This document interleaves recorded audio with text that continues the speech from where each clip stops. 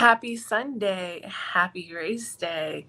Happy, I am drinking Code Red Mountain Dew on this Sunday and not coffee because I don't have coffee creamer in the room, aka I'm at Disney. So, this episode of Monster Minutes is being brought to you from Disney.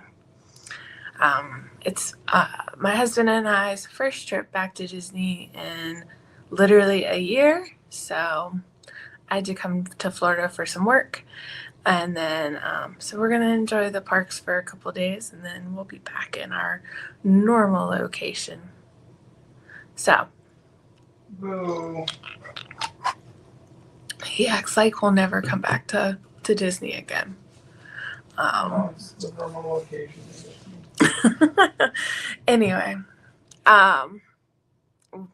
Darlington, well, proved to be really good for Chase Briscoe once again. He went back to back with a Southern 500.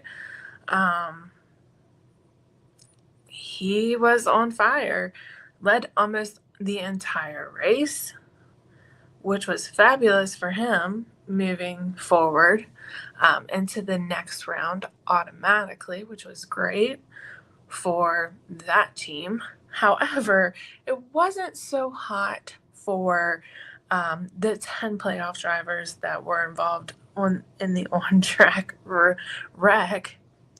As I said last week, the playoffs tend to be where you don't want issues to happen, but this is where they always tend to happen, and this is where we see those problems start to happen, is Darlington.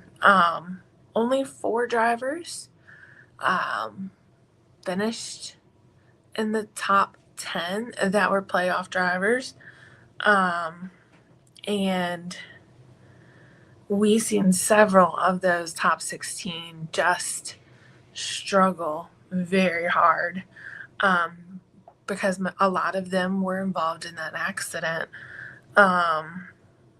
Josh Berry being one of those that ended up being out really early.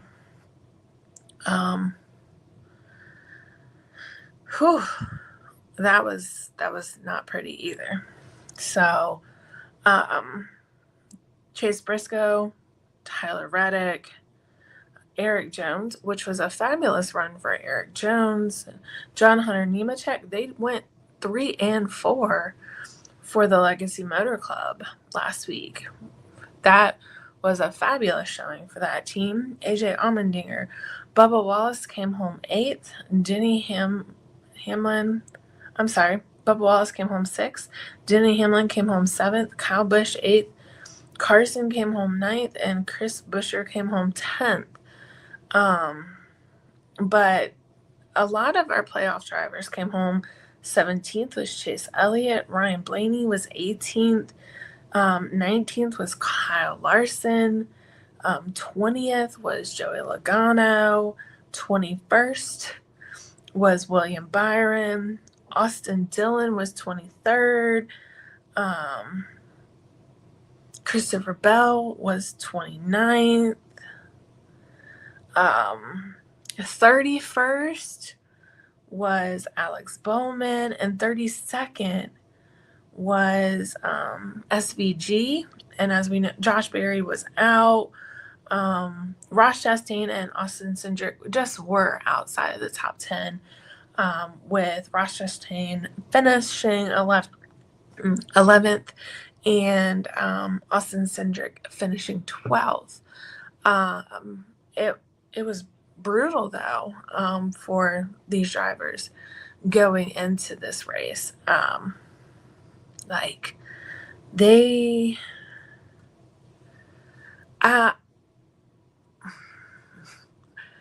don't know what they need to do to prepare better going into the playoffs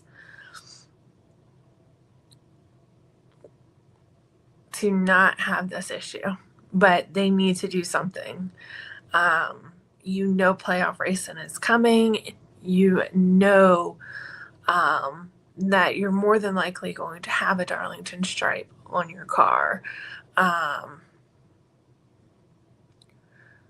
when you go to Darlington. But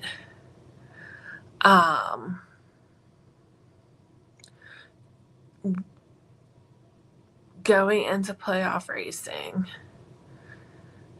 it mentally, the whole team has got to prepare for so much. And there was just way too much happening here. Way too much for so many of our bigger name drivers to have finished 17th and below. Yeah, yikes. Chase Briscoe did win stage 1 and 2.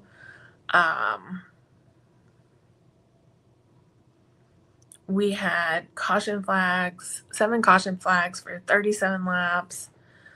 The 21, 45, 8, 17, and 99 were involved in an incident in lap 2 to 6. So you can't tell me right there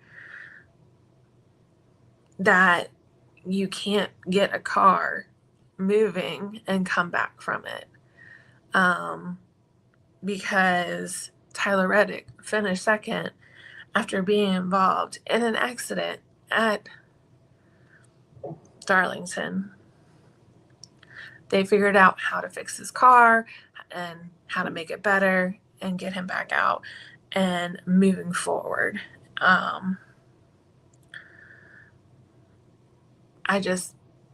What are we lacking? Some communication with some other teams? What are we doing that is causing this issue?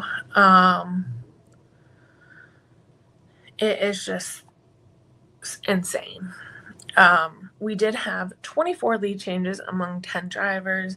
Denny Hamlin, Bubba Wallace, John Hunter Nemechek, Kyle Larson did lead. Tyler Reddick, Shane Van Gisbergen led a lap. Ross Chastain. But for the most part, it was Chase Briscoe who led the charge on this race.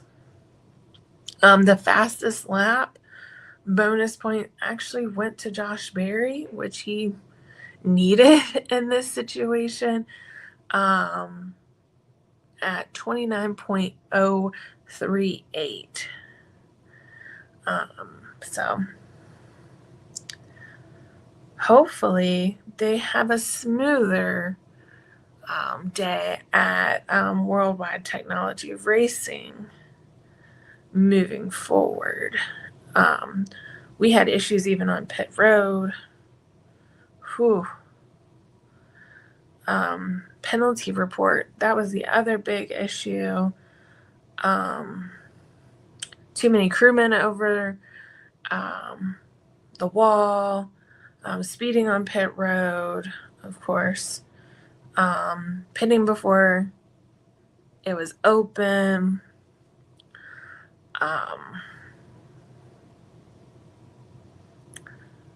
So yeah, just there was quite a few speeding. Daniel Suarez had a speeding, 47 had a speeding, 34 had a speeding, 21 had a speeding. I have to say, tops off to them getting Josh Berry, back out there after they fixed his car. That was great on them. He might have been down a bajillion laps, but they got him back out there and at least making laps. So great job for them. So as of right now, for Cup owners' points, we're looking at Joe Gibbs, Hendricks for your top 3. So I guess we're just going to have to wait and see how all this plays out, because 23XI is right there below them. But again, with them not being chartered teams, I'm not sure how that's going to play out.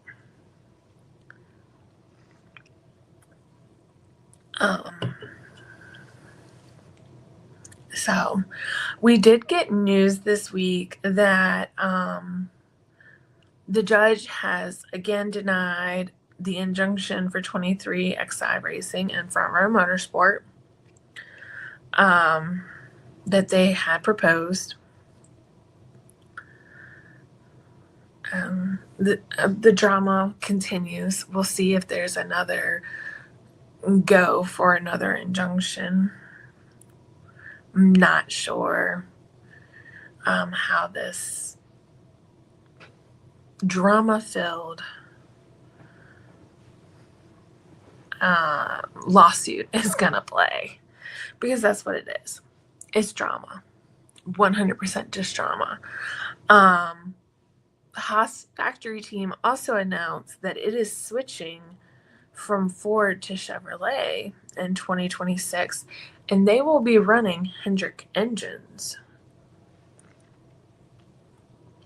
I found that to be an interesting move. So they announced that on Friday. So it's moving both its Cup and its Xfinity team to Chevrolet. It will have an alliance with Hendricks and have Hendrick built engines in both series. Cole Custer, of course, will still drive for the Cup, and Sheldon Creed and Sam Mayer will still drive for the Xfinity side. The team also announced on Friday they thanked Ford for their partnership. It allowed them to establish Haas factory team, and they say they've remained dedicated to delivering results through the season finale in Phoenix. But only Sam Mayer as of right now, or as of Friday, had secured a playoff spot. Creed was in a position to get one in their season finale as of yesterday. I am not 100% sure if he did. But Cole is 33rd in points in the Cup Series. So not doing as well as I believe they were hoping he would be doing. Which I don't... If I recall correctly, this is kind of why his ride was not renewed before, is they had higher hopes for him in the Cup Series, and it just didn't work out. Not that he is a bad driver, it's just the expectations of where they wanted him for the Cup Series and where he is for the Xfinity Series are just two different things. So he does very well in the Xfinity Series. But that doesn't always translate, as we know, over to the Cup Series. And we will have to see, like, for Connor Zilch, how that does next year. Will his hot winning streak that he currently has in the Xfinity Series, does that translate over to the Cup Series? Because you can be an amazing Xfinity Cup driver, but does that same momentum, does that same thing translate over to a Cup Series driver? It doesn't always add up.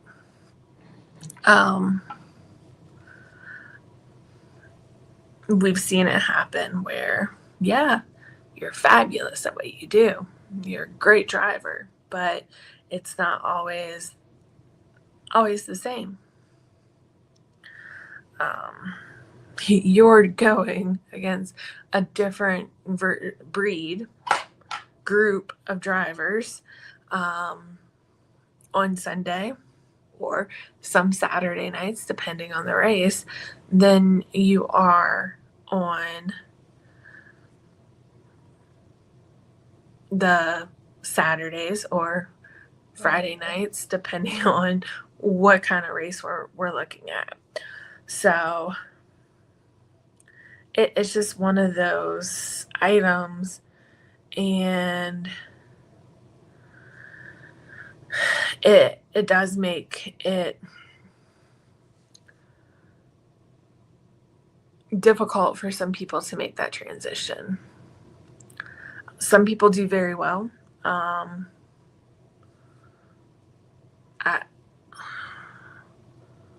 trying to think of a driver that I've seen. I mean, honestly, I think Josh Berry has done pretty well where he transferred from being a Xfinity driver over to the Cup Series. But he also had more time behind a Cup Series vehicle when he was filling in. So, but I really think he did very well moving over. He's done tremendous in the Wood Brothers 21 as well. So it's just, it really can depend. So we'll have to wait to see. Can they get Cole Custer where he needs to be? I'm not sure. But I am sure that Rick Hendrick is probably having a big conversation at Hendrick Motorsports about whatever's happening in his house. Because Hendrick Motorsports is having a rough go at it. Literally, with where all of his team finished at the Darlington Raceway. So they need a turnaround. We'll have to see how they do at today's race, because I wouldn't have wanted to be a part of that meeting on Monday. I am pretty sure that would have been a brutal phone call or a one-on-one meeting. Nope, I'm good. Absolutely good. So today we are at the Worldwide. I'm just going to call it Gateway. We're at Gateway. That is way too much to say, especially at this hour, and I'm ready to go to the parks. So we are at Gateway, and we are set to go racing at 3:05 with the green flag waving. Driver's introduction is going to be at 2:25, national anthem at 2:48, and command to start engines is at 2:55. We are going 240 laps for 300 miles on the 1.25 mile oval. We are on an oval again today. So hopefully some people can bounce back. Yes, we were on Darlington and people were struggle busing then, but I don't know. It is the Lady in Black last week, and well, she's always too tough to tame. and she proved too tough to tame for some people. Stage 1 will end at lap 45. Stage 2 ends at lap 140. And as long as we don't go into overtime, we should end at 240. It will be on USA and will be starting at 2:30. If you need to listen to it, it'll be on Sirius XM channel 90 or Motor Racing Network, wherever you might get that on your regular radio. It's supposed to be very sunny with a high of 76. Can you send some cooler air to Florida? That would be fabulous.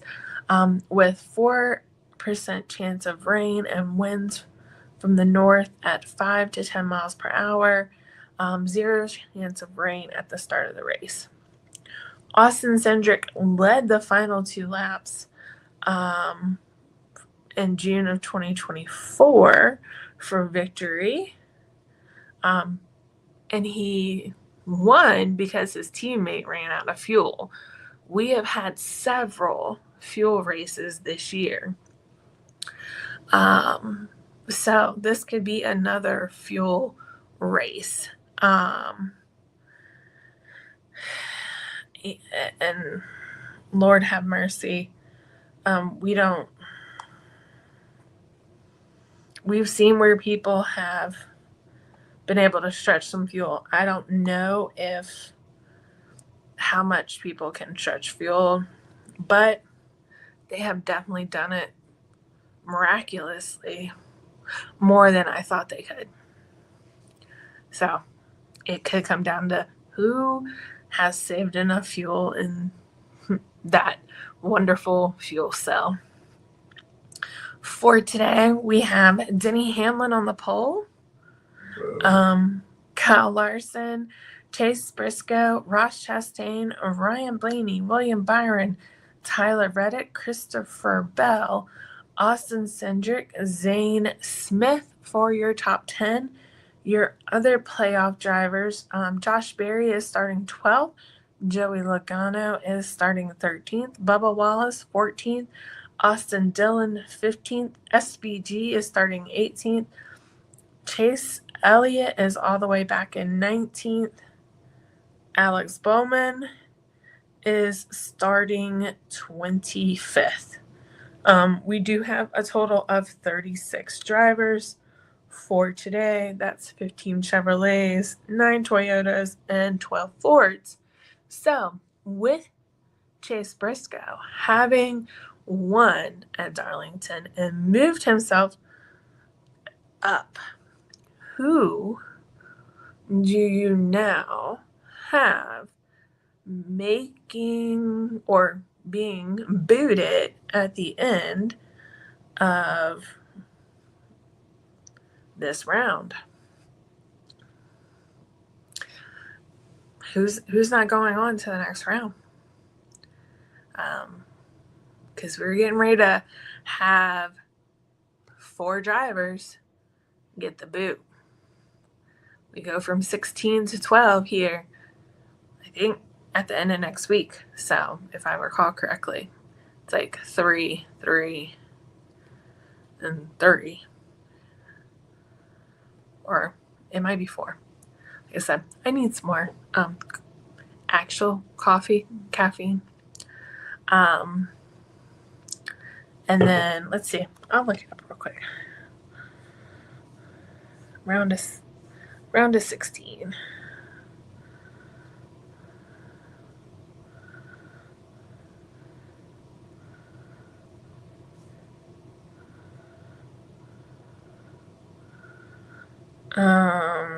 So we're at Bristol next week.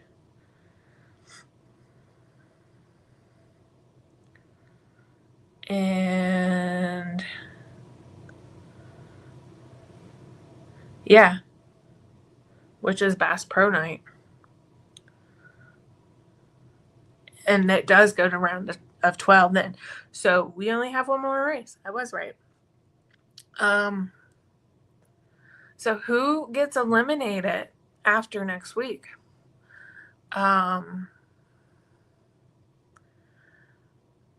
who under the 12 goes by? Who do you have? Curious of the answers. I mean, we do have New Hampshire coming up. We have Kansas coming up. And we have the Roval coming up in the round of 12. What's that? But we do have to get through today, and we have to get through Bristol. Who has to rely on points to get them through? One, but who gets eliminated? Right now, we have below the cut line Joey Logano, Austin Dillon, Alex Bowman, and Josh Berry. SVG is just above the cut line. Just above it. So, let's hear who you think is not going to the next round. And I will talk to you next weekend. Bye, y'all.